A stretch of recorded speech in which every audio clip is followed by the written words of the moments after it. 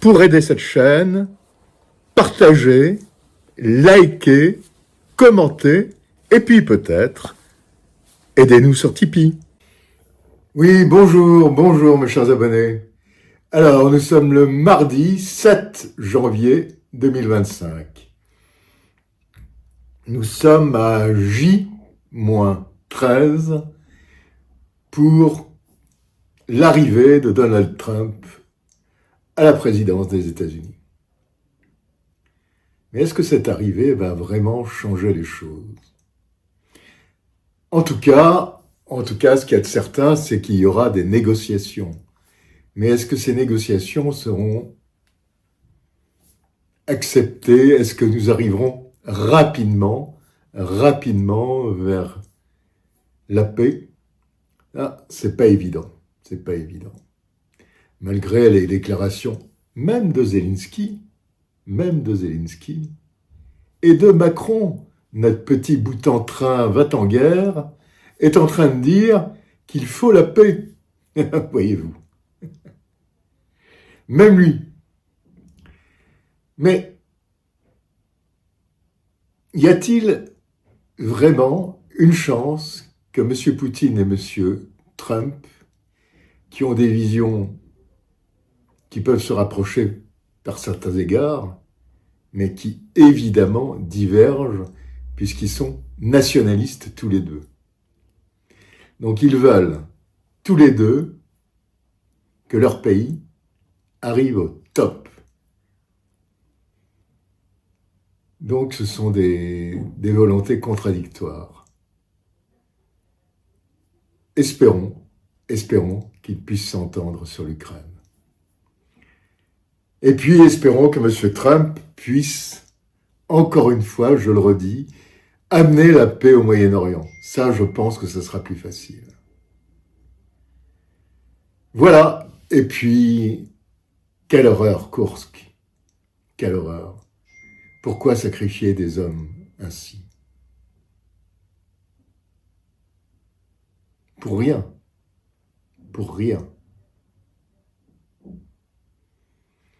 Alors attendons encore pour ces derniers jours, peut-être encore une offensive ukrainienne, c'est possible. Rien n'est impossible en tout cas. Oui. À bientôt mes chers abonnés. Au revoir. У нас с вами есть возможность перенестись в храм. Президент России Владимир Владимирович Путин встречает Рождество именно в этом храме. Это православной Отечественной войне и освящен 5-го года в праздник Георгия Победоносца в Великой Отечественной войне. 30 лет назад. Concernant les événements en Ukraine, l'armée ukrainienne continue des raids de drones en Russie. Et notamment, l'un de ces drones a atteint un dépôt pétrolier dans la région de Saint-Pétersbourg, comme vous pouvez voir ici donc sur l'image. Et ce dépôt pétrolier a été touché le 4 janvier par un drone ukrainien.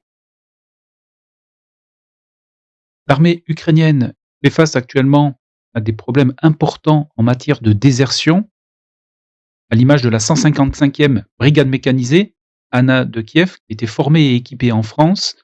Cette brigade est au cœur de préoccupations de l'état-major ukrainien et du président Zelensky après la désertion de 1700 hommes de cette même brigade. Des enquêtes sont en cours. Le général Syrski, donc le commandant en chef des forces armées ukrainiennes, a pointé l'encadrement de cette unité et d'ailleurs, le commandant de la brigade et plusieurs officiers de cette unité ont déjà été démis de leurs fonctions. La brigade reste déployée dans le secteur de Pokrovsk, mais ses canons automoteurs César, ses VAB et ses Léopard ont déjà été transférés à d'autres unités. Donc en plus du manque d'hommes, l'armée ukrainienne doit également faire face à d'importantes désertions. Mais pour autant, cette armée n'est pas encore vaincue, puisqu'elle a même lancé une nouvelle attaque dans l'oblast de Koursk. Attaque qui a été lancée depuis le village de Martinovka en direction du village de Bolskoye-Soldatskoye.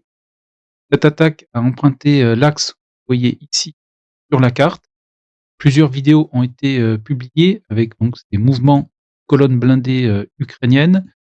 attaque qui a débuté 5 janvier, qui a atteint les villages de Berdine et Novosotnitsky.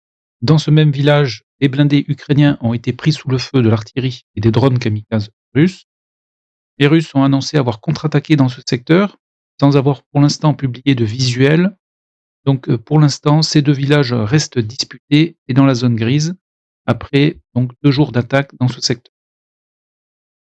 L'autre modification territoriale dans l'oblast de Koursk est à mettre au profit des Russes, au sud de la ville Soudja, où ils ont donc de nouveau lancé des attaques, et notamment avec leur infanterie.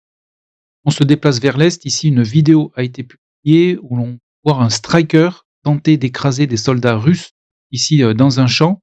Sur la vidéo, 2 soldats ont été écrasés.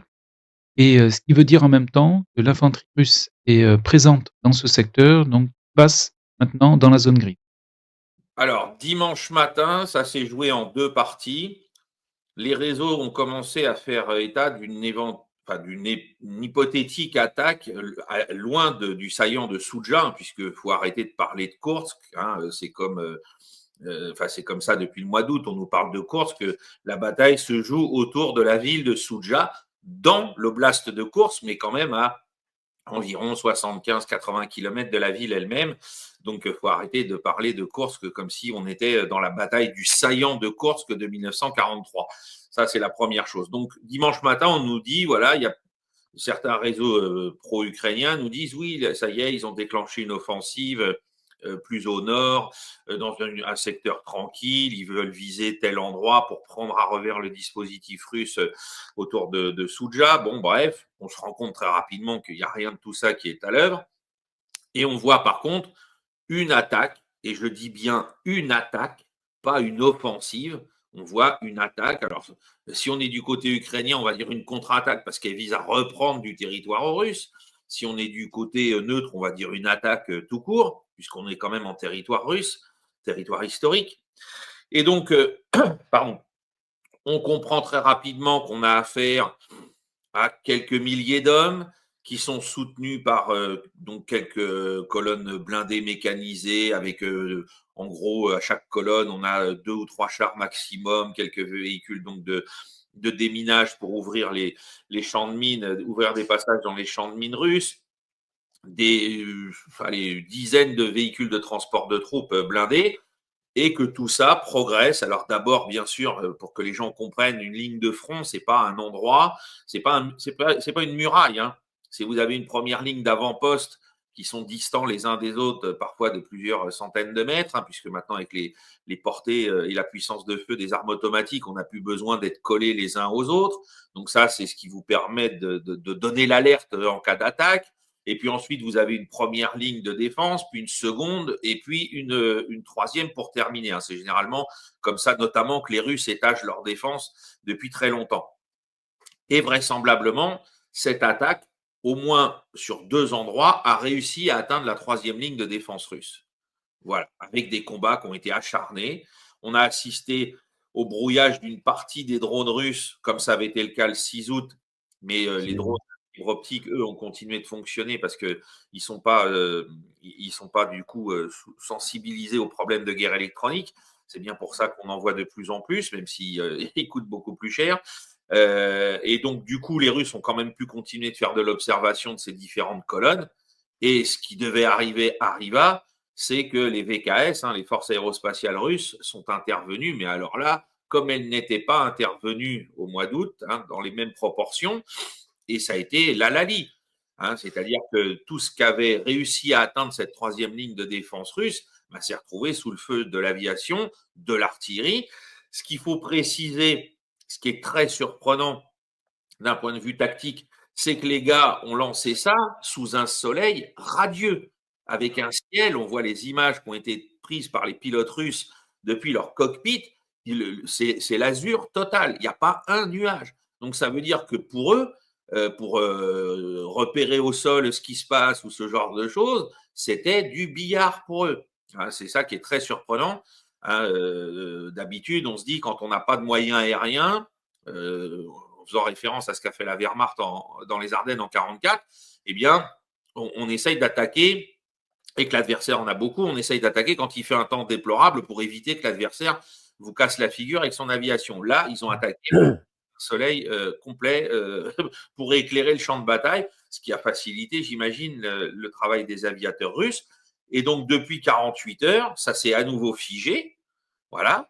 Il y a eu donc des prisonniers qui ont été faits. On a constaté, alors on a eu d'abord l'idée que c'était une diversion, c'est-à-dire qu'ils attaquaient là et que ça allait mobiliser des moyens russes, notamment l'aviation, et qu'ils allaient ensuite attaquer dans un second temps ailleurs. Pour le moment, ils ne l'ont pas fait. Et surtout, jusqu'en fin de journée, on se disait, bon, ben voilà, si c'est une attaque de diversion, pourquoi pas. On nous parlait d'éléments tirés d'environ 9 brigades qui sont présentes dans le saillant de Souja depuis un moment.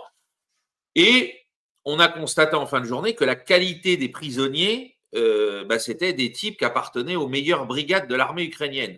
D'accord. Et là, on se dit, une diversion, on ne l'attend pas avec ses meilleures troupes. Hein. Généralement, on envoie des troupes de qualité un peu moindre parce que le gros coup qu'on va porter derrière, il va être fait, lui, par les unités dites d'élite ou en tout cas celles qui sont les plus réputées. Et là, ce n'est pas, semble-t-il, le cas parce que d'abord, les prisonniers appartiennent donc aux unités réputées les meilleures. Et puis ensuite, quand on a vu les premiers rapports de combat arriver, les Russes eux-mêmes ont dit, mais attendez, là, les gars qui se battent contre nous, ils se battent avec un savoir-faire, un niveau d'instruction et une détermination qui correspond bien au fait que ce sont les meilleures troupes ukrainiennes. En Ukraine même et dans la région de Koursk, nous nous sommes efforcés chaque jour de faire en sorte que l'Ukraine ait en main ce dont elle a besoin pour se défendre de manière efficace contre l'agression russe en cours, ainsi que de nous assurer que l'Ukraine ait la carte la plus forte à jouer en cas de négociation, de discussion sur un cessez-le-feu au cours de cette année. Et bien sûr, les Ukrainiens eux-mêmes essaient de s'assurer qu'ils aient cette forte carte. Leur position dans la région de Koursk est importante, car c'est certainement ce qui influera sur toute négociation qui pourrait avoir lieu cette année.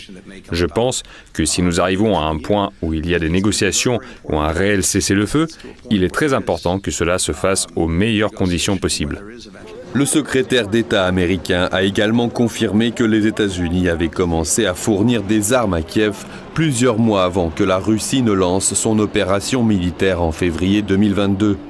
Moscou a réagi en déclarant qu'il ne s'agissait non pas d'une révélation, mais d'une des raisons pour lesquelles la Russie avait dû réagir militairement. Tout d'abord, si vous suivez la trajectoire du conflit, parce que nous l'avons vu venir, nous avons pu nous assurer que non seulement nous étions préparés et que nos alliés et partenaires étaient préparés, mais aussi que l'Ukraine était préparée. Nous avons veillé à ce que, bien avant que l'agression russe ne se produise à partir de septembre, l'agression russe s'est produite en février, à partir de septembre, puis à nouveau en décembre. Nous avons discrètement livré de nombreuses armes à l'Ukraine pour qu'elle dispose des moyens nécessaires pour se défendre, par exemple des armes comme les Stingers et les Javelins. La Russie parle depuis de nombreuses années des armes avec lesquelles les Britanniques et les Américains gavent l'Ukraine, des exercices incessants de l'OTAN en mer Noire qui violent les frontières russes du rapprochement dangereux des avions militaires des pays occidentaux, des avions civils dans l'espace aérien de notre pays. C'est pourquoi l'un des objectifs de l'opération militaire spéciale est la démilitarisation de l'Ukraine et la garantie de la sécurité de notre pays. Néanmoins, Volodymyr Zelensky n'est pas satisfait du volume d'aide apporté par les Occidentaux début 2022.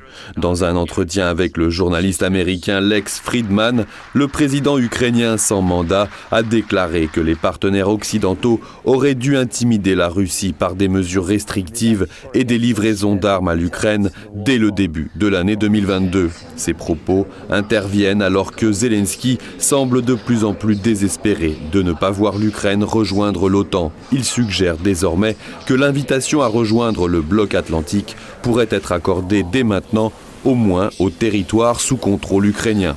La carte ukrainienne, dès le premier soir, était importante, et notamment en termes de matériel. Hein. On parle d'une dizaine de chars détruits, dont au moins peut-être un Challenger 2. S'il n'est pas détruit, en tout cas, il a été endommagé de telle sorte à ce qu'il n'a pas pu regagner les lignes ukrainiennes. D'une trentaine de véhicules blindés de transport d'infanterie et puis de plusieurs centaines de types au tapis. Voilà. Donc, pourquoi faire ? Eh bien, pour moi, donc pas de diversion, occuper du terrain dans le territoire historique de la Russie, montrer aux Occidentaux, et c'était bien ce que rapportait hier soir les tarés d'LCI. Regardez, on est toujours capable de faire la guerre. Hein, et surtout, tout ça, puisque donc après-demain, il y a une réunion à Ramstein, dire aux Occidentaux, vous pouvez continuer d'envoyer des armes, regardez, on en a besoin pour attaquer, et on est encore capable de porter des coups. Alors, on a eu un truc extraordinaire en termes de propagande, c'est qu'on a l'Institut, le fameux Institute for the Study of War de la famille Kagan-Blinken, qui est le maître à penser de toutes les chaînes de désinformation en Occident depuis le début de ce conflit, et avant. Hein, parce que nous, avec Stratégique, on partageait déjà les publications de l'Institute for the Study of War sur la guerre en Syrie, bien sûr sur l'Ukraine, et on voyait bien que ces types-là, ils étaient au taquet sur ce qui allait se passer, ou ce qui se passait d'ailleurs en Syrie. Ils soutenaient déjà les djihadistes modérés, hein, ne l'oublions pas.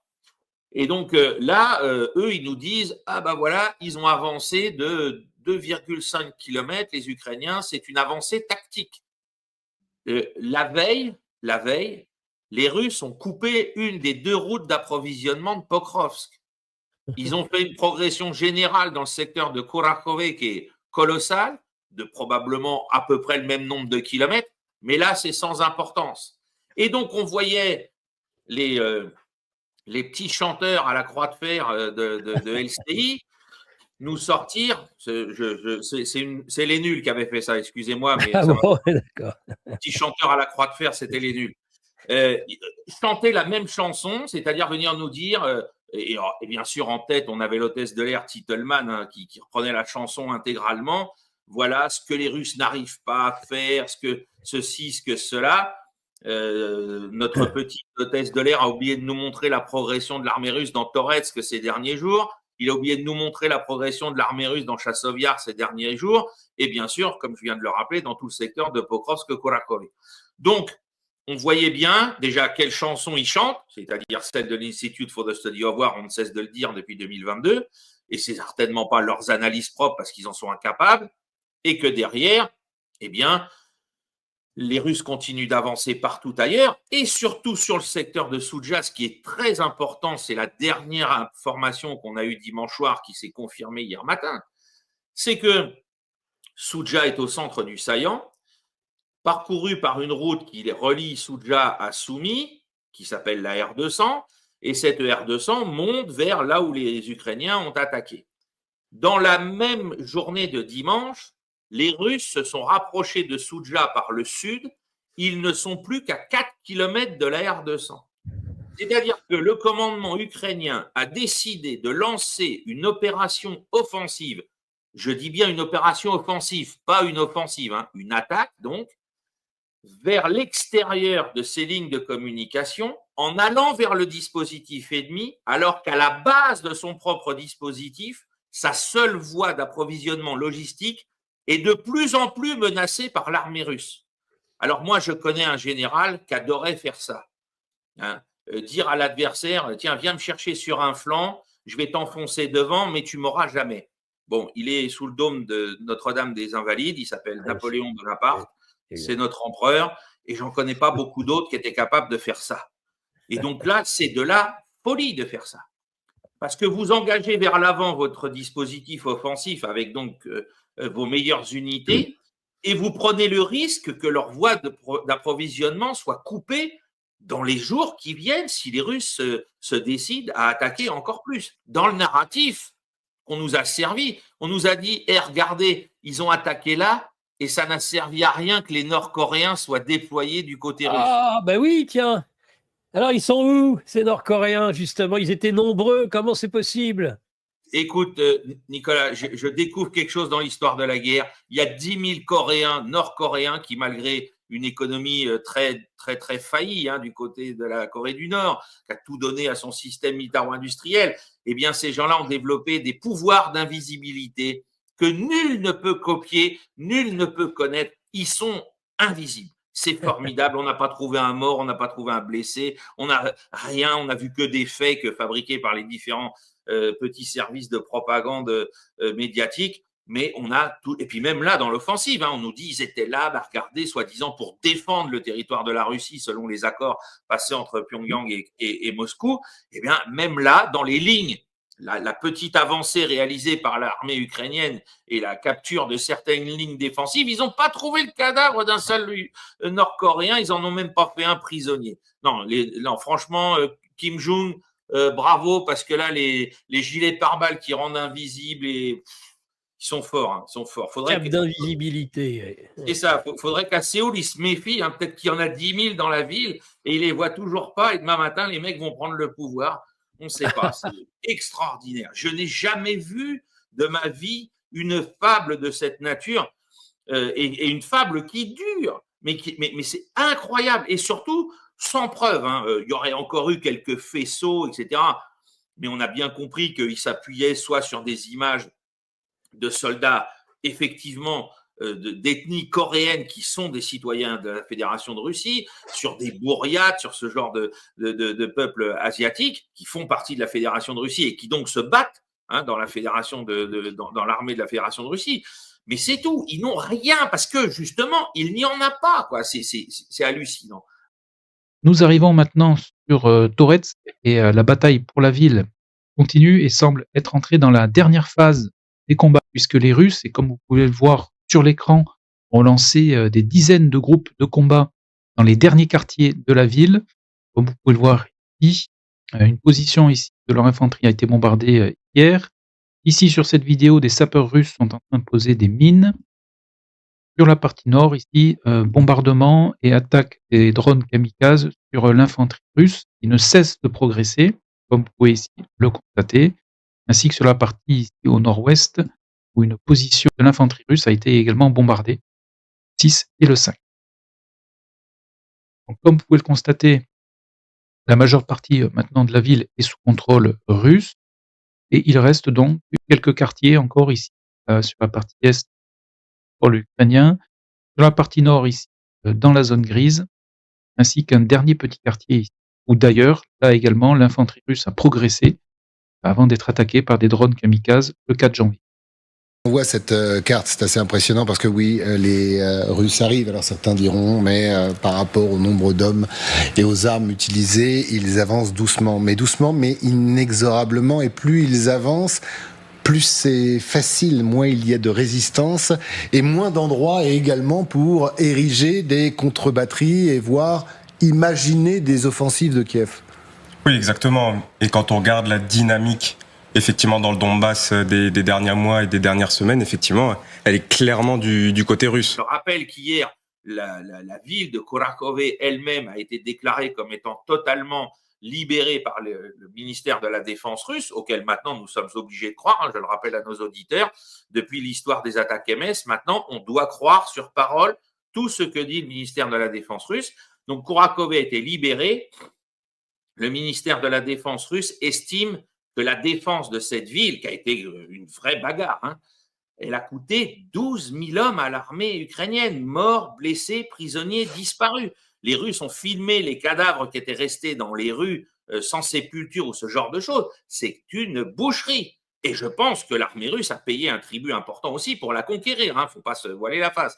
Le combat en zone urbaine, c'est pas un combat délicat et dans lequel les pertes sont limitées. Même si les Russes, comme d'habitude, depuis un an quasiment maintenant, ils sont arrivés avec les FAB 3000 pour détruire les points d'appui les plus importants, pour éviter justement des assauts meurtriers.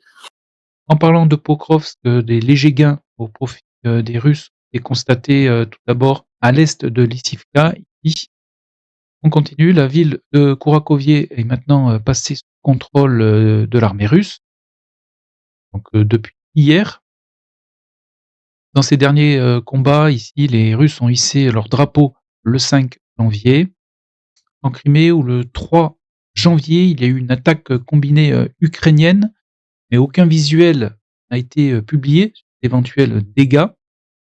Et les Russes ont aussi annoncé avoir abattu 8 missiles attaques MS, mais là également sans fournir de visuel sur les interceptions. 25. Donc en résumé, les Ukrainiens ont lancé une nouvelle offensive sur l'oblast de Koursk, donc plus précisément depuis le village de Martinovka et en direction de Bolshoïe Soldatskoye. Les villages de Berdine et de Novosonitsky sont actuellement dans la zone grise. Sur le front de Louhansk, les Russes ont lancé une nouvelle attaque à l'ouest de Lozova et se sont emparés du village de Ivanivka au nord-ouest de Terni. Dans la région de Siversk, les Ukrainiens ont repris le centre du village de Bilohorivka et ont avancé au sud de Chassifiar et plus précisément à l'est du village de Stupochki. Les Russes ont lancé leur infanterie dans les derniers quartiers disputés de la ville de Toretsk, qui devraient passer sous leur contrôle prochainement. Et enfin, les Russes contrôlent à présent la ville de Kurakovie. Le gros point qui a toujours été le même depuis 2021, Poutine l'avait dit en décembre 2021 à Blinken et tout le monde était d'accord sur le fait que c'était la meilleure solution. L'Ukraine ne rentre jamais, pas dans 20 ans, pas dans 15 ans, l'Ukraine ne rentre jamais dans l'OTAN. Point. Voilà, terminé. Donc ça, c'est les bases. C'est tant que vous n'avez pas dit oui à ce package, eh bien, Poutine fera, je ne cesse de le répéter, il fera son maréchal Foch dans son wagon à la Flamme-Hongrie, il dira, écoutez, retournez à vos chères études, messieurs les plénipotentiaires, et quand vous serez d'accord avec ces points-là, nous pourrons discuter du reste. Mais ça, ce n'est pas négociable. Ça, c'est les préalables minimum à la négociation. Si vous ne voulez pas ça, eh bien, on ne peut pas discuter du reste. Voilà. Et on continue la guerre, on continue de détruire l'armée ukrainienne, on continue d'avancer. Parce que le corollaire de la destruction, je rappelle, parce que les gens me cassent les pieds avec ça, ah oui, mais ça va pas vite, ah oui, ça allait plus vite en 1945. Alors, en 1945, ça allait plus vite parce que le chef de l'État de l'Union soviétique s'appelait Youssef Dougashvili Staline et que la vie humaine était quelque chose, il n'était pas très attaché à sa valeur.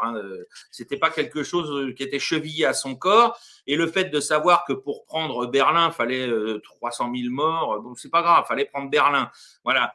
La démographie de l'Union soviétique s'en ressentait encore en 91 et celle de la Russie s'en ressent encore aujourd'hui. Au moins 5 personnes ont été tuées dans une forte tempête de neige qui a frappé plusieurs États américains ces derniers jours. Un vortex polaire s'est formé au pôle Nord avant de plonger vers le sud au cours du week-end, semant le chaos dans les États du Midwest et de la côte atlantique. Le service météorologique américain indique qu'au moins 60 millions de personnes ont été affectées par les tempêtes de neige. Des centaines de milliers de foyers sont toujours privés d'électricité et de chauffage, et de nombreuses routes rendues impraticables ont été fermées à la circulation. Des écoles, des entreprises privées ainsi que de nombreux services publics ont également été fermés. I love being out in the snow, so I just wanted to come check it out, see how the roads work. It's similar to a ghost town. I mean, a lot of companies are shut down, restaurants are shut down that you don't really expect to be shut down. I work for a company that never shuts down and we're shut down. Les importantes chutes de neige ont également perturbé le trafic aérien dans de nombreux aéroports du pays. Plus de 2500 vols intérieurs et près de 6500 vols internationaux ont été annulés ces derniers jours. Selon les dernières prévisions, la tempête devrait commencer à s'éloigner en direction de l'océan Atlantique à partir de mardi. Mais les conditions météorologiques devraient rester difficiles jusqu'à la fin de la semaine au moins. Des études ont révélé que le réchauffement rapide de l'Arctique est en partie responsable de l'augmentation de la fréquence des vortex polaires. Ce matin sur l'annonce de la démission de... Alors on dit Justin ou Justin Trudeau, je ne sais jamais. Justin Trudeau, le Premier ministre canadien. Dimitri, franchisé. Alors il l'annonce, il ne démissionne pas, il ne claque pas la porte, il se prépare à se retirer. Le gouvernement canadien va rester en place jusqu'à la fin mars et c'est à partir de ce moment-là seulement que le Parlement pourra enclencher le compte à rebours, lancer la campagne électorale. Autrement dit, les élections qui devaient avoir lieu au plus tard à l'automne devraient se tenir avant l'été. C'est la première chose à remarquer peut-être. Les commentaires sur les réseaux sociaux sont euphoriques, assassins. Voilà un homme qu'on aime détester et on connaît cette joie mauvaise quand tombe un homme public, mais il n'y a pas eu de révolution hier. Trudeau, en fait, passe la main avant la Bérésina qu'annoncent les sondages qui donnent 20 points d'avance aux conservateurs. Bon, c'est normal qu'il soit usé. Après tout, 10 ans au pouvoir, ça suffit, non? Alors, il n'est pas honni, il est vomi. Il cède sa place à la tête des libéraux alors qu'il est contesté au sein du parti, qu'il a été lâché par ses alliés au Parlement et qu'il se bat depuis des années et qu'il bat tous les records d'impopularité. Mais il faut être très habile pour se maintenir si longtemps au pouvoir. Justin Trudeau a résisté à tout, pas seulement au ridicule Et Dieu sait s'il l'a été avec ses déguisements. Vous vous souvenez du voyage en Inde, sa tournée avec toute la famille en sari, c'était très kitsch, où son défilé en tête de la Gay Pride avec des chaussettes sur lesquelles on voyait le croissant islamique, où on l'a vu aussi se mettre à genoux au moment de Black Lives Matter. Il a résisté à tout, il a résisté au scandale, à la dette qui s'envole, les prix du logement ou du chauffage aussi, à l'inflation à 2% par mois, à l'internement de tout un peuple au moment du Covid.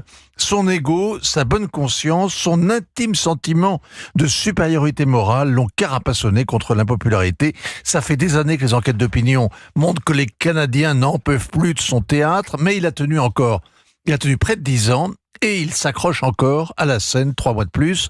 Il y a encore quelques semaines, il expliquait qu'il n'avait rien fait de mal. Il comprenait pas son désaveu.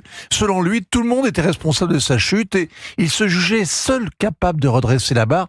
Ça nous rappelle évidemment quelqu'un qui parle aussi français, à peine plus jeune et avec aussi 3 ans de moins au pouvoir. Je ne vois pas du tout de qui vous voulez parler. Est-ce qu'il est abusif de voir un effet Donald Trump dans la chute de Justin Trudeau ? L'un s'éclipse quand l'autre s'installe. Il y a sans doute un effet domino. On les voyait mal coexister d'ailleurs. Trudeau, c'est l'anti-Trump et Trump, le remède absolu au wokisme. Tous les opposent.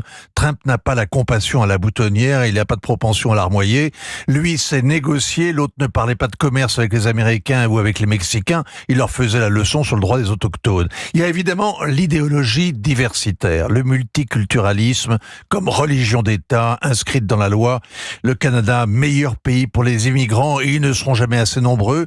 Le premier État post-colonial débarrassé de son identité profonde, disait Trudeau, cette utopie protégée par un politiquement correct totalement étouffant. Alors normal qu'il déteste Trump et que l'autre le méprise, en répétant depuis 3 semaines que le Canada gagnerait à devenir le 51e État américain et en s'obstinant à parler du gouverneur Trudeau, le Donald a tout fait pour le rabaisser au rang d'un potentat local, d'un voisin dans l'arrière-cour auquel il compte imposer 25% de droits de douane supplémentaires. C'est une façon de le pousser dans le fossé et aussi d'écarter les rivaux russes et chinois de son étranger proche. J'ai mis en hommage, bien sûr, la casquette des Canadiens de Montréal parce que j'y étais en décembre pour une série de conférences où on a parlé de la liberté des médias, justement, et de la crise politique qu'il y avait à l'époque déjà au Canada.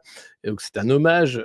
Trudeau, c'est quand même un young leader, comme tu l'as souligné, qui a été un des plus terribles, je crois, pendant la crise Covid, qui a été jusqu'à interdire de banque ce convoi des camionneurs, convoi de la liberté, qui voulait simplement en finir avec cette dictature sanitaire qui ne disait pas son nom et qui était vraiment une dictature, la preuve en est. On voit que toute cette classe de young leaders, comme tu le dis, la davocratie issue du World Economic Forum, tous ces young leaders, est en train d'être balayés. D'abord, Jacinda Ardern, Rishi Sunak qui est parti, maintenant c'est Keir Starmer qui est sous l'œil d'Elon Musk, on en parlera tout à l'heure. Trudeau qui démissionne et donc son parti va choisir un nouveau candidat. Et Scholz en Allemagne qui va lui aussi dégager au mois de février avec des élections anticipées. Partout, les cartes sont en train d'être rebattues, en Occident du moins, pour plusieurs raisons. Je pense que la première, c'est que l'élection de Trump change la donne et que le nouveau maître de Washington va vouloir des pays vassaux qui soient alignés sur la politique américaine et donc les anciens young leaders démocrates n'ont plus lieu d'être, c'est ridicule, donc tous les pays vassaux vont se réaligner assez rapidement et c'est ce qui peut faire d'ailleurs qu'Emmanuel Macron démissionne compte tenu de la pression internationale de ce réseau de vassalité américaine. Et puis l'autre chose, c'est que les Occidentaux ne veulent pas admettre qu'ils ont perdu en Ukraine et pourtant c'est le cas. On a vu le dernier scandale, la brigade Anne de Kiev, formée en France, envoyée à la boucherie, désertée et massacrée parce qu'il n'avait pas assez d'hommes ni assez de soutien aérien. Pour sa dernière tournée officielle en Asie, Anthony Blinken a choisi 2 pays. Après la Corée du Sud, le chef de la diplomatie américaine s'est rendu à Tokyo. Le Japon, où sont stationnés 54 000 militaires américains, est un allié clé des États-Unis face à la menace de la Corée du Nord et la montée en puissance de la Chine. Tokyo et Washington sont également investis aux côtés de l'Ukraine face à la guerre menée par la Russie. Because Japan saw it and recognized it and stood up, resonated around the world, a recognition here that the aggression that Russia was committing was not only against Ukraine, not only against the Ukrainian people, but against the very principles that are at the heart of the international system. Au cours de cette visite, le secrétaire d'État n'a pas abordé l'épineux projet de rachat du sidérurgiste américain US Steel par le japonais Nippon Steel, un dossier qui suscite des tensions entre les deux pays alliés. Joe Biden a annoncé vendredi bloquer cette vente, pointant les risques pour la sécurité nationale des États-Unis, une décision jugée injuste par le Japon. Avec l'arrivée de Donald Trump à la Maison-Blanche le 20 janvier, Anthony Blinken sera remplacé par Marco Rubio. Alors aujourd'hui, nous allons parler du conflit qui s'est déclenché en cette fin d'année 2024 entre le Pakistan et l'Afghanistan, et plus précisément les talibans au pouvoir. En effet, le 28 décembre, les talibans, qui sont désormais au pouvoir en Afghanistan, ont lancé une opération offensive contre leurs voisins pakistanais. Cette riposte fait suite à des bombardements qui auraient causé 46 morts dans la province afghane de Paktika, au sud-est du pays. En réponse, les talibans ont annoncé avoir mené des frappes et des incursions terrestres au-delà de la ligne du rang. Alors qu'est-ce que c'est que cette ligne du rang ? Il s'agit d'une frontière héritée de l'Empire britannique qui coupe en deux le territoire des puissantes tribus pashtunes. Cette démarcation, contestée depuis plus d'un siècle, est une source de tension entre Kaboul et Islamabad. Et alors ces revendications territoriales suffisent-elles à expliquer cette guerre ouverte ? Alors non, ces querelles frontalières ne sont qu'une pièce d'un puzzle beaucoup plus vaste. Depuis leur retour au pouvoir en 2021, les talibans afghans ont entretenu une relation ambivalente avec leurs voisins pakistanais. Historiquement, le Pakistan a soutenu les talibans en espérant qu'ils limiteraient l'activité du Tehrik et Taliban Pakistan, TTP, un groupe islamiste armé qui déstabilise le pays. Mais ce pari a échoué. Non seulement les talibans afghans n'ont rien fait contre le TTP, mais ils lui offrent refuge sur leur territoire. Donc, en conséquence, le Pakistan a subi plus de 700 attaques terroristes en 2024, causant près de 1000 morts. Alors, pour réagir, Islamabad a intensifié ses opérations militaires en Afghanistan, ciblant les bastions du TTP. Mais cette stratégie a provoqué des représailles des talibans afghans, transformant un conflit latent en une confrontation ouverte. Mais alors moi, ce qui m'interpelle, c'est que c'est un terrorisme qui vient plutôt d'Asie centrale. Oui. Entre les anciennes républiques de l'URSS, oui. Ouzbékistan, on parlait aussi du Tadjikistan éventuellement, oui. Et puis Pakistan, Afghanistan, oui. Qu'est-ce qui se passe ? Qu'est-ce qui s'est passé d'ailleurs depuis la fin des années 70, début des années 80, dans ces hautes montagnes ? C'est pas clair. On a des moudjahidines, on a des talibans, on a, il semblerait que ce Daesh en question, cet État islamique, soit très hostile aux talibans, oui. Parce qu'il y a deux versions, on le sait bien dans l'islamisme, il y a une version plutôt nationale, et là on est plutôt sur des versions internationalistes, donc souvent plutôt l'axe sunnite que chiite, celui-là même qui a triomphé en Syrie. Oui. Et justement, qu'est-ce que l'on a vu au Moyen-Orient ?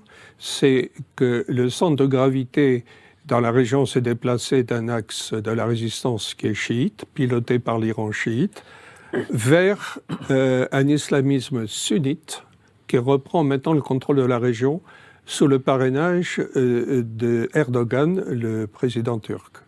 Et le centre de gravité s'est déplacé donc au Moyen-Orient vers un sunnisme qui est majoritaire en termes de population au Moyen-Orient, mais qui l'est aussi dans l'ensemble du monde musulman, puisque les sunnites représentent 85 à 90% du monde musulman. Je dirais qu'en quelque sorte, c'est un ordre naturel qui reprend le dessus par rapport à l'intermède chiite, qui, depuis l'arrivée de Khomeini en 1979 à la tête de l'Iran jusqu'à des temps récents, avait pu établir cet axe de la résistance avec beaucoup de coûts financiers et une très forte structuration par les gardiens de la Révolution, qui était notamment piloté par l'extraordinaire et talentueux Soleimani, qui a été exécuté par les Américains, oui. Mais qui était véritablement un grand organisateur.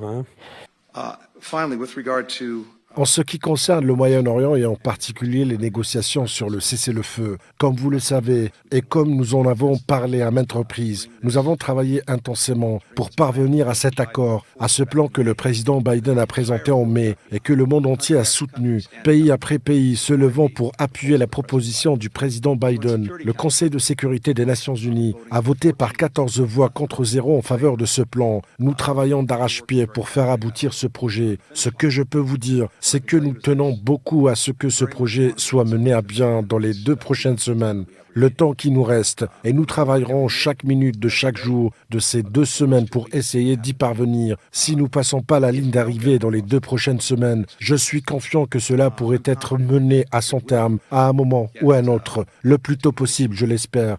Et lorsque ce sera le cas, ce sera sur la base du plan que le président Biden a proposé et que la quasi-totalité du monde soutient.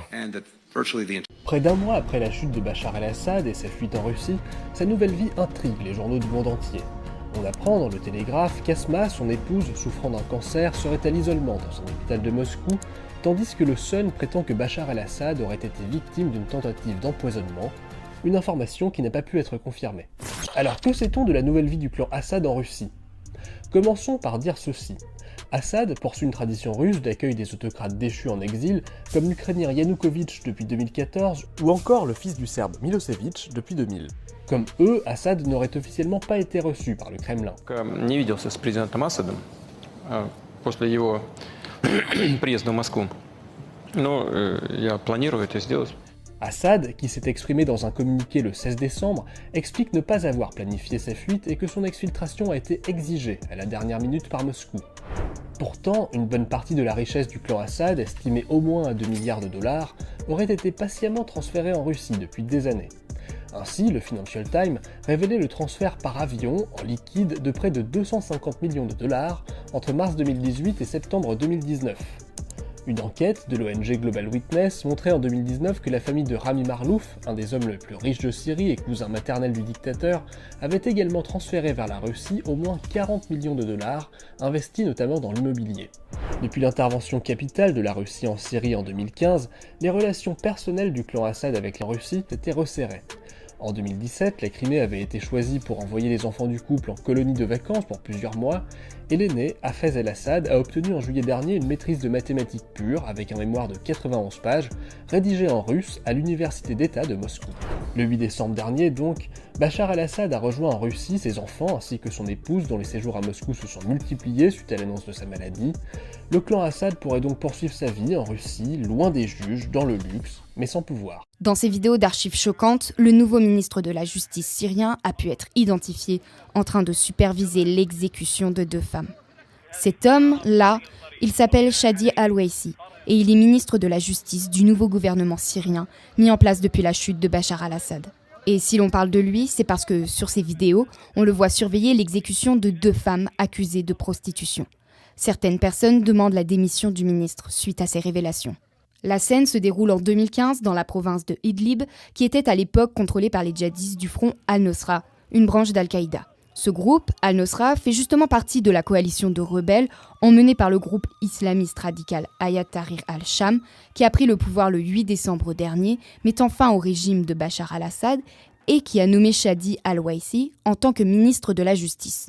Après une première sortie officielle en Arabie Saoudite, c'est au Qatar que s'est rendu dimanche le nouveau ministre des Affaires étrangères syrien Assaad Eshibani. Ce dernier a rencontré le premier ministre du Qatar qui a réitéré la position de son pays en faveur de l'unité, de la souveraineté et de l'indépendance de la Syrie. Lors de son entretien, le ministre des Affaires étrangères syrien a plaidé pour une levée des sanctions américaines contre la Syrie. Nous plaidons pour une levée des sanctions des États-Unis d'Amérique contre la Syrie, qui sont désormais des sanctions contre le peuple syrien et un obstacle à la relance rapide de l'économie du pays. De son côté, le ministre français des Affaires étrangères Jean-Noël Barrot a affirmé à ce propos que certaines sanctions ne seront pas levées, celles qui en particulier touchent au régime de Bachar el-Assad et ses dirigeants. Par contre, d'autres sanctions seront très bientôt levées. Il y a des sanctions qui pourraient être levées assez rapidement, notamment celles qui entravent l'accès de l'aide humanitaire aux populations syriennes. Lors de sa visite, le ministre syrien a également présenté aux responsables qataris la feuille de route de la nouvelle administration syrienne. Fin décembre, Ad-Dawha avait plaidé aussi en faveur d'une levée rapide des sanctions en Syrie. Outre le Qatar, Ashibani, qui avait fait son premier voyage en Arabie Saoudite, se rend aussi aux Émirats Arabes Unis et en Jordanie. Des visites qui contribueront à soutenir la stabilité, la sécurité, la revitalisation économique de la Syrie et la construction de nouveaux partenariats solides. Le terrorisme ne disparaîtra jamais. Ça, c'est une certitude et on voit qu'au sein même du monde musulman, c'est une arme qui est utilisée par une fraction de ces musulmans qui voient dans le terrorisme une façon de faire avancer le dar à l'islam, le combat, l'avancement de l'islam. Pour autant, je suis complètement d'accord avec ce qu'a dit Laurent auparavant, je pense qu'on doit quand même faire un petit peu attention, parce que c'est pas si évident que ça de savoir qui sont ceux qui tirent les ficelles. On a deux types de terrorisme. Vous savez, le terrorisme, il y en a eu beaucoup d'attentats terroristes en Europe. Si on regarde les années 70, 80, vous regardez le TA, vous regardez le FLNC, même si c'est un autre niveau, vous regardez la fraction, la Rote Armee fraction en Allemagne, on avait des groupes organisés. On avait des groupes qui étaient capables d'envoyer des cellules qui dormaient dans un endroit, qui ne faisaient pas de bruit, qui sortaient quand ils recevaient un code, qui étaient extrêmement mobiles et qui faisaient des attentats impressionnants, avec des immeubles qui sautaient, avec des responsables politiques qui étaient assassinés. On a eu, après, dans un autre domaine, le 11 septembre, où carrément, normalement, d'après l'histoire officielle, des pilotes auraient été formés pour piloter des avions, plus d'une dizaine de personnes auraient été impliquées. Et là, tout d'un coup, on se retrouve, alors je mets l'histoire du Crocus de côté, en Europe, avec des individus isolés, a priori sans organisation, sans financement derrière, qui foncent avec des voitures béliers dans des marchés, qui foncent dans des fêtes, qui vont tuer des personnes au couteau dans la rue. Donc c'est un peu bizarre dans cette situation de voir que le mode opératoire change. Et je me pose la question de savoir pourquoi. Pourquoi est-ce qu'on a ces loups solitaires? Est-ce qu'ils sont vraiment pilotés? Est-ce qu'ils font partie d'organisations? Est-ce qu'ils se revendiquent d'un islam radical parce qu'ils copient ce qu'ils ont vu ou ce qu'ils croient être une partie de l'islam, et donc ils se lancent dans des aventures seuls? C'est extrêmement compliqué. Donc je tiens juste à nuancer l'évolution de ce type de terrorisme. Après, il est clair que nous avons clairement des fêlés dans cette communauté, des vrais terroristes, des assassins qui sont prêts à tuer. Je rappelle aussi que le sujet de l'État islamique est un sujet qui est extrêmement compliqué. On a bien vu qu'avec ce qui se passe en Syrie, ceux qui se revendiquaient non pas de l'État islamique, mais d'Al-Qaïda, le Hayat Tahrir al-Sham, qui prend le pouvoir, qui faisait partie des descendants d'Al-Qaïda, donc le gros ennemi des États-Unis, ceux que les États-Unis ont accusés directement d'être responsables des attentats du 11 septembre, en 2001, qui prennent le pouvoir, et tout d'un coup, ces terroristes d'hier, qui étaient des terroristes pour le régime de Bachar al-Assad, en tout cas ça c'est certain, deviennent tout d'un coup des personnes respectables. Après 20 mois de guerre civile, l'armée soudanaise accepte la médiation de la Turquie. Lors d'une rencontre à Port-Soudan samedi, le général Abdel Fattah al-Burhan, chef des forces armées soudanaises, a chargé la diplomatie. Le président autrichien Alexander Van der Bellen a donné son feu vert au chef du parti d'extrême droite FPO, Herbert Kickl, pour tenter de former un nouveau gouvernement. Les deux hommes se sont rencontrés lundi à Vienne, quelques jours après l'échec des négociations pour former un gouvernement centriste, suivi de l'annonce de la démission du chancelier conservateur Karl Nehammer. Herr Kickl traut sich zu, im Rahmen von Regierungsverhandlungen tragfähige Lösungen zu finden, und will diese Verantwortung. Ich habe ihn das explizit gefragt. Plusieurs centaines de manifestants se sont rassemblés lundi devant le bureau du président autrichien pour contester l'accès au pouvoir de l'extrême droite. Ich werde auch weiterhin darauf achten, dass die Prinzipien und Regeln unserer Verfassung korrekt beachtet und eingehalten werden. Bien que vainqueur des élections législatives en septembre dernier, le FPO a essuyé le refus d'une collaboration par les autres partis, ce qui avait entraîné la nomination de Karl Nehammer au poste de chancelier. Christian Stocker, tout juste nommé secrétaire général du parti conservateur OPV pour lui succéder, se dit désormais disposé à travailler sous la direction d'Herbert Kickl. Il a quand même réagi, Elon Musk, ce soir au propos d'Emmanuel Macron à son égard. Avec une boutade, parce qu'effectivement, ce que dit Emmanuel Macron est exact. C'est-à-dire que Elon Musk est entré en campagne électorale en Europe. En Allemagne, où il accuse le président allemand d'être un tyran, et le Premier ministre britannique d'exercer un régime tyrannique. Et il demande sa démission. Pourquoi? Parce qu'il l'accuse d'avoir caché... Voilà la réponse ce soir d'Elon Musk. Il accuse effectivement le Premier ministre britannique, qui n'y est pour rien, d'avoir caché un scandale d'un gang pédophile, dans les années 2000. Effectivement, un scandale absolu, mais dont il n'y est pour rien. Et il demande une enquête supplémentaire, etc. Et là, ce soir, donc, Elon Musk répond à Emmanuel Macron, mais vous me reprochez...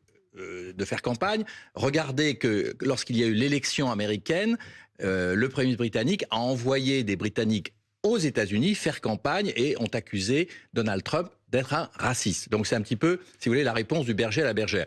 Néanmoins, ce qui est important ce soir, c'est que, vous savez, le premier qui a résisté, je dirais, à l'influence de Elon Musk, c'est Thierry Breton, le commissaire européen, qui a voulu fixer des règles sur ce qu'il faut ou ne pas faire sur les réseaux sociaux, c'est-à-dire respecter des règles minimum, c'est-à-dire empêcher les fake news, empêcher que ce soit pas une zone de non-droit.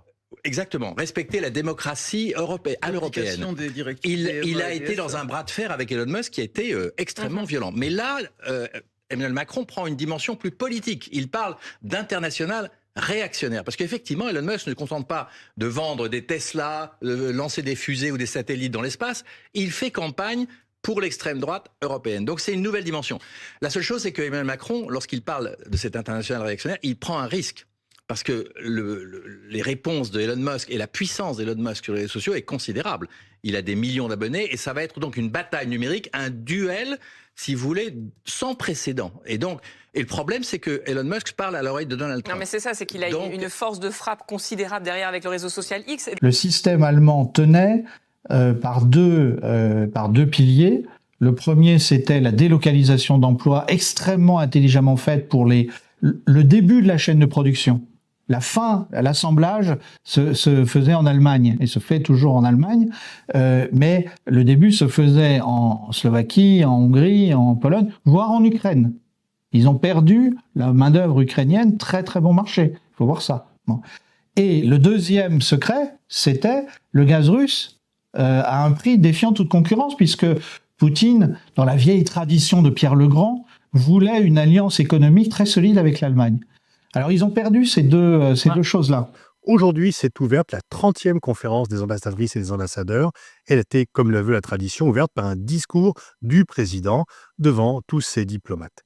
C'est un discours traditionnel dans lequel le président donne un peu sa vision du monde et surtout l'axe dans lequel la politique française extérieure doit s'insérer. Alors, c'est un moment un peu attendu, puisque normalement, la conférence des ambassadrices et ambassadeurs a lieu à la fin du mois d'août. Là, elle a été repoussée du fait, paraît-il, des Jeux olympiques et paralympiques, et que, par ailleurs, les diplomates sont un peu en froid avec le président. Ils ont mal accepté la suppression du corps des diplomates en pensant que leur métier est spécifique et qu'on ne peut pas passer de préfet à diplomate. Il y a un peu une crainte que la suppression du corps des diplomates soit la voie ouverte à des nominations d'amis et non pas de professionnels. Et donc, le président Macron devait rassurer les diplomates, faire un peu de la câlinothérapie à leur égard. Sauf que, élément gênant pour lui, 2 jours auparavant, des indiscrétions sur la sortie d'un livre de Bernard-Henri Lévy révélaient, c'est Bernard-Henri Lévy qui le raconte lui-même, il va raconter partout, il sera invité, que comme ils sont insomniaques, lui et Macron, ils échangent par le réseau Telegram sur différents sujets, dont la politique étrangère, et que c'est ainsi qu'il avait soufflé l'idée d'une coalition internationale anti-Hamas. C'est vrai que les diplomates avaient assez peu apprécié cette proposition, qui n'a pas renforcé la crédibilité de la diplomatie française, et donc il y avait quand même un vrai travail à faire pour Macron de rassurer les diplomates. Il l'a fait dans un discours très long, près de 2 heures, comme à son habitude. Il a abordé de nombreux sujets, mais on est un peu frappé par une sorte de déni de réalité. Selon lui, tout va bien. Puisque vous allez nous parler ce matin de la difficulté à monter un budget, sauf que c'est pas pour Michel Barnier, mais pour François Bayrou cette fois. Mais le nouveau Premier ministre va-t-il vraiment pouvoir faire autrement que son prédécesseur, Ça commence un peu comme avec Michel Barnier. Réunion hier avec les socialistes à Bercy, et puis discussion tous azimuts dans les jours qui viennent, avec un examen parlementaire à partir de la mi-janvier. On va partir du texte de Michel Barnier, qui avait été rejeté lors de la motion de censure début décembre. Mais François, si c'est le même texte, ça risque de reproduire les mêmes effets, donc la censure. Non, pas forcément, parce que le texte va être modifié. Et il faut faire juste un instant un peu de politique. Michel Barnier avait voulu acheter l'assentiment du RN, le Rassemblement National, avec des concessions faites sur le remboursement des médicaments, le prix de l'électricité, ça n'a pas suffi. Du coup, François Bayrou, pour que son budget passe, cherche un autre allié, ça ne peut être que les socialistes. Bon, si c'est le même texte, ça produit les mêmes effets. Que veulent-ils les socialistes pour ne pas voter la censure ? Des scalps qu'ils puissent rapporter devant leurs électeurs en se prévalant de les avoir gagnés et qui leur permettraient de gagner du coup en autonomie vis-à-vis de l'extrême gauche, LFI, en cas d'élection prochaine. Si je résume la feuille de route d'Éric Lombard, c'est Comment donner des scalps à gauche sans piétiner le bilan Macron et sans trop enfoncer le déficit de 2025. Une espèce de triangle magique où tout le monde aurait sa part. La gauche obtiendrait des mesures sociales, les marchés financiers un déficit élevé mais moins que cette année, et le président éviterait de se renier. Alors soyons concrets, quels peuvent être ces scalps, comme vous dites, François ? Je suis spécialiste en matière de scalp. Il y en a deux. Un qui est acquis, ce sont les impôts. Taxation des 25 000 contribuables les plus riches, avec un mécanisme voisin de ce qui avait été prévu par Michel Barnier, et puis une surtaxe sur les bénéfices des grandes entreprises. L'autre, il est extra-budgétaire, mais politiquement très visible. C'est le scalp de luxe, si je puis dire. La réforme des retraites, et en particulier la fameuse borne de 64 ans, nouvel âge légal depuis la réforme, c'est le seul qui assurerait à coup sûr la neutralité des socialistes. Ok, tout ça c'est très bien, mais ça ne fait pas les 50 milliards annoncés de correction budgétaire. Non, loin s'en faut, d'autant qu'entre-temps la charge s'est alourdie quand même, puisque les retraites ont été indexées automatiquement de 2,2% au 1er janvier, faute de budget, et ça fait encore quelques milliards de plus.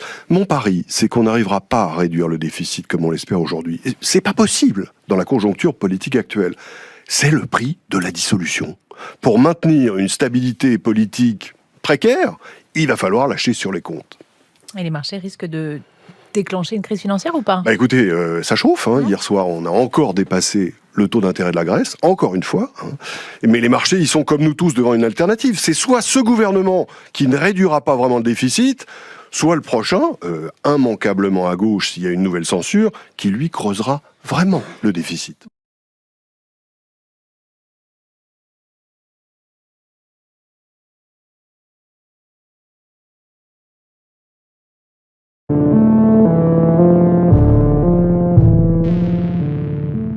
Alors, pour aider cette chaîne, partagez, likez, commentez, et puis peut-être, aidez-nous sur Tipeee.